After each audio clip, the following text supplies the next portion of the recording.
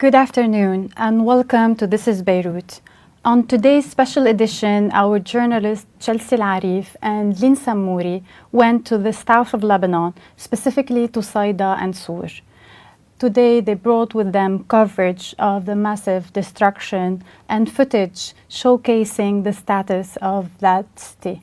So, Chelsea, do tell me, please, you've been to Sur before. You've seen its touristic vibes, its vibrant places. How does Sur look today? Patricia, I've been trying to think of an answer and compile all of my ideas from Sur until I arrived to downtown Beirut, and I am really at a loss of words. The city that was vibrant, it was a touristic city. It has been inhabited for 4,700 years, even more. So these are 4,700 years of collective memory, of memories of kids, of families, of tourists, even locals. So when you see it this destructed, when you see houses, restaurants, cafes on the ground, demolished due to Israeli bombardments, you realize that probably life stopped at a moment in time in this city that was once full of life, and now it just, I think, brings us to tears with everything that we've seen. And we went there for a couple of hours, but we have to note that there are people who used to live there. Their houses are gone, and there are journalists continuously broadcasting what is happening there. And this is honestly very heartbreaking to anyone watching this, is there or has even ever visited Sur. Oh, she mentioned the journalists there. We know that journalists are residing there and broadcasting footage. How do they coordinate? How does it happen there? Okay, so basically we went to a place where it's preliminary, like a press hub. So basically you can see journalists and reporters from all the media outlets residing in one place, one location, which is considered somehow safe. We talked to some journalists. I actually talked to one journalist from AFP. He had an inspiring story. He actually was covering with Christina Asi and Colin when they got injured and attacked by an Israeli strike. He told me how the situation was tense in South Lebanon. He went to Rimesh, he's now covering Sur. It's actually very heartbreaking to see the situation there, to see how journalists are actually living under constant fear of maybe a potential attack, under constant fear that something might happen. When I talked to him, he told me that even though the place where they're staying at did provide them with like rooms to sleep, he's not even sleeping in the room. He showed me his pillow and the blanket where he's sleeping in front of the camera. In case anything happens, he would be able to go live instantly. So I think this was very critical and very touching by the way he was telling me the story, and it was very inspiring knowing that this needs courage, it needs bravery to do such thing, to cover a war, to be a war reporter or a war journalist or a war video journalist. I would like to add to what Lyne mentioned, that I think this is the perfect opportunity to show that as journalists we don't just stand in front of a camera and tell what's going on. We have a life behind this camera. We have a certain pressure that we face. We have a trauma that we're facing, and this is something that people often don't see in front of the camera. We stand very courageously telling everyone what happened. They are staying sleepless nights. I could see in their eyes the fear, the thinking of their parents who are very far away from them, calling them all the time, are you okay, are you fine? Because in reality we don't really know if we're fine or if we're safe. Okay, very sad to hear that. What marked you the most? What image, where did you stand and were astonished? What marked me the most is that amongst destruction and death, I could see life in every corner. You were standing at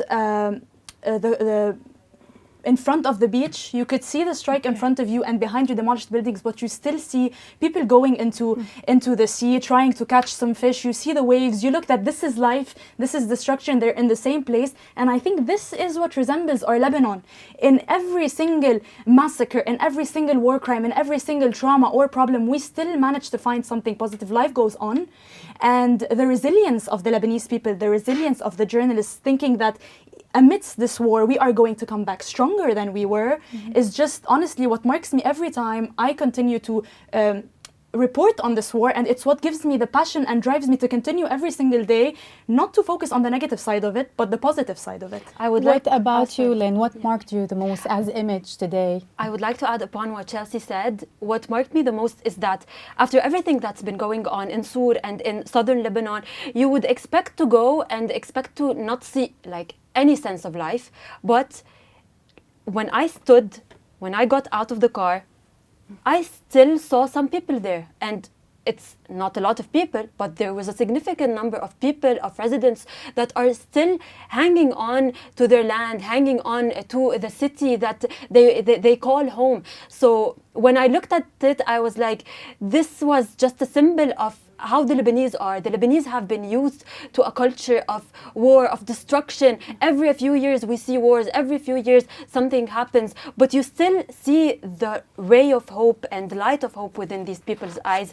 What also impacted me the most is the fact that when I went to the main coast in Sur, I went to it before, I visited it before, and I saw, I could, with all the destruction, see and imagine how the people were going to these restaurants. I could see how the children used to play. I could see how lovers used to sit by the beach. So it was just very like sensitive to me to see how what it was back then become now. Were you able to interview any of these people? Unfortunately, merchants? We were not able to interview these people, taking into consideration the immense sadness that they feel, taking into consideration that most of them are not willing to speak. So we respected this privacy, and we respected the fact that they do not want to talk. Chelsea, what about the merchants there, the shops, the local shops?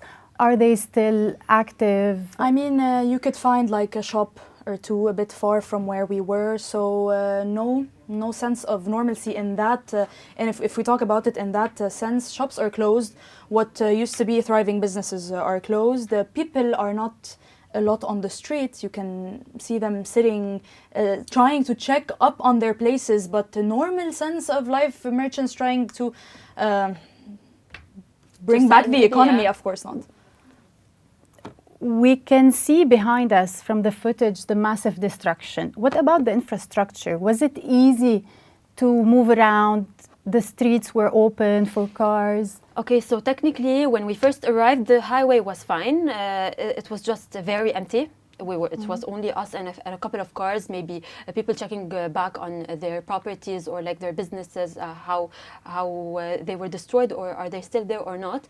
But if we want to talk about infrastructure, there are certain roads that we had to take to be able to reach the certain locations, because as you can see behind us, that there are several roads that are very destroyed. Like we went to this street, it's called Fady Street. It was completely destroyed. There were several cars that are destroyed. You can see cables, electricity cables everywhere. You can see glass everywhere, like from the buildings that collapsed. So it wasn't very technically easy to mobilize, but it was manageable. It was because we had to go to certain locations, so we couldn't go everywhere, of course, because it's a bit okay. complicated. What about the historical sites of Sur? Are they damaged? Are they still safe? The ruins are still safe. We passed by them. You can see them actually now in the footage right behind you. They're still safe, but in a country like this, with strikes like these and war like this one, you can't really know for how long they are, but hopefully they always will be. And this heritage of Lebanon will stay, will persist, will stand strong, and we're not afraid, because the Lebanese people will never be afraid from what's going on. We have a faith in our country, we have hope in our country, we have faith in God, that all of this is going to pass and we're going to come back stronger than we used to be. Hopefully. Prior to that, you were in Saida. Tell me about the difference in both cities, the sceneries, the vibes, the feel, the locals, the residents, the merchants. I was in Saida a couple of weeks ago, before the strikes, the Israeli strikes started on Haret Saida. We were examining just the day before how the sense of normalcy was, and it was normal. People were carrying out their daily activities. You could see the shadow of the war. You could see that people were affected due to the arrival of displaced persons, hearing some bombardments that were close to the area. And after Haret Saida, the Israeli strikes on Haret Saida, we visited today, it still kind of maintains a sense of normalcy. Now, I can't give a very accurate answer because it was a Friday and most shops are closed, schools are closed, but it's definitely not what we saw in Sur. That's for sure. It's definitely different, but the people are trying to, and I reiterate, as resilient Lebanese people, they're trying to maintain a sense of normalcy, carrying out their daily routine until hopefully... Yeah, let's also add to the fact that Saida is now home to a lot of displaced people who came from Sur or came from South Lebanon. True. So you can see some sense of normalcy to the life being in Saida. You can see some people opening their shops. Maybe it was a bit early. It was Friday. 8 a.m. Yeah, 8 a.m., around 8 a.m. But it was very different than Sur. Now I have a more personal question to you both as journalists. When you go and you cover such areas, how do you go? Is there any ritual you prepare yourself, or you go? First of all, we have to prepare our parents mentally for that. Do you fear being there? I personally don't fear it. It's the path I chose in my life to be a war correspondent, to through my lens cover the reality of the situation. If you want to ask about my routine, before I go, I wake up, I pray, I check the Bible, I make sure that I'm on the right track, that I have the right energy, the right mindset for it.